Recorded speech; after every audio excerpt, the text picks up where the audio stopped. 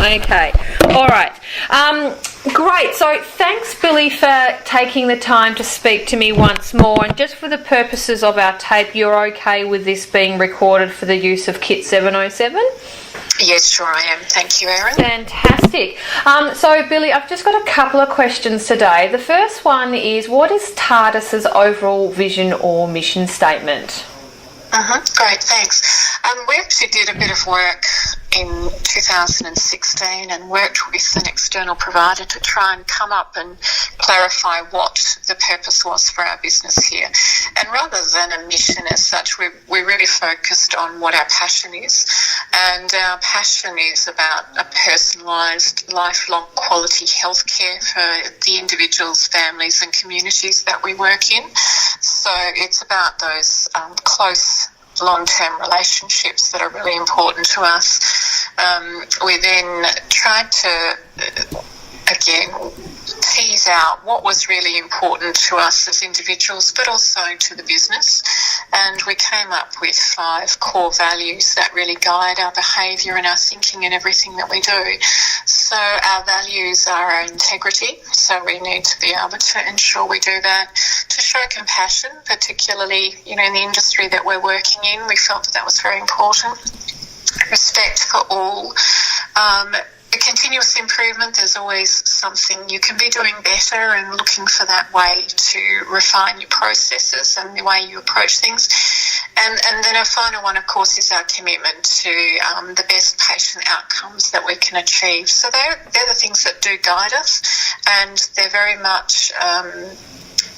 they're part of our every board meeting, they're part of our meetings. It is something that we try to live and breathe.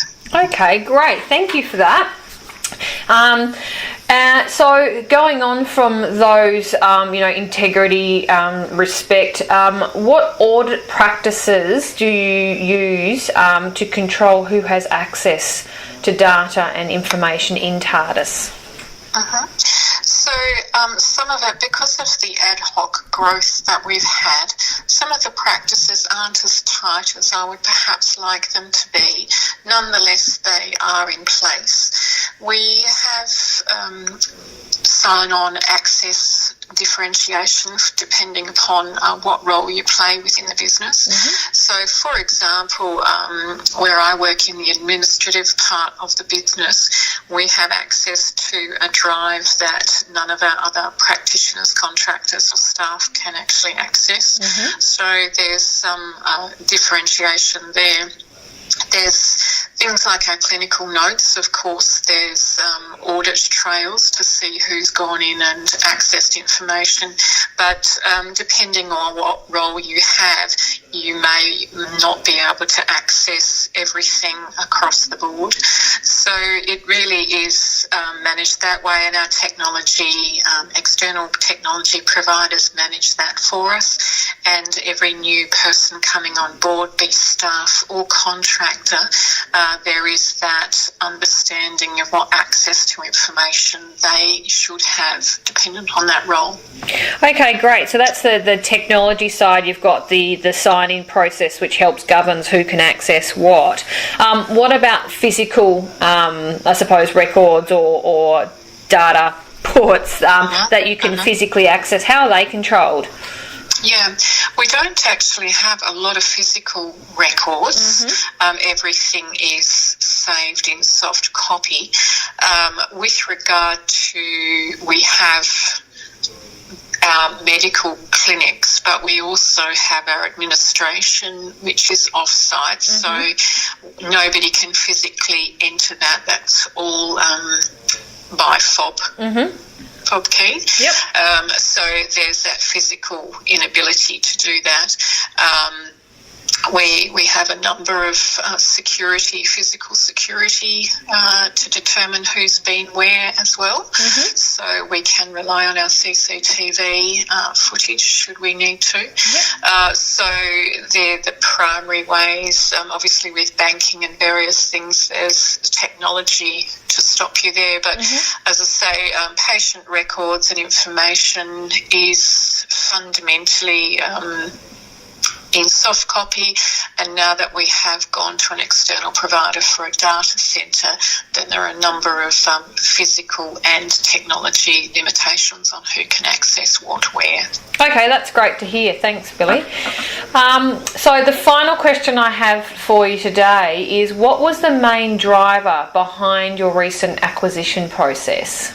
The business has sought to pursue growth. The medical system, as people would be aware, has a lot of regulation, government regulation guiding it, and sometimes things like freezes on the Medicare rebates and things like that puts financial constraints on the business.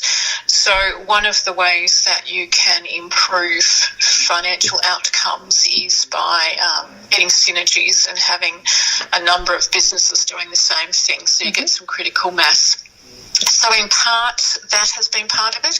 It's also been about building a collegiate environment with our medical practitioners such that they're not reliant exclusively on a small cohort. They can actually have subspecialisations within the business, so they can actually bounce off each other and share ideas, and as I say, specialise a little bit more.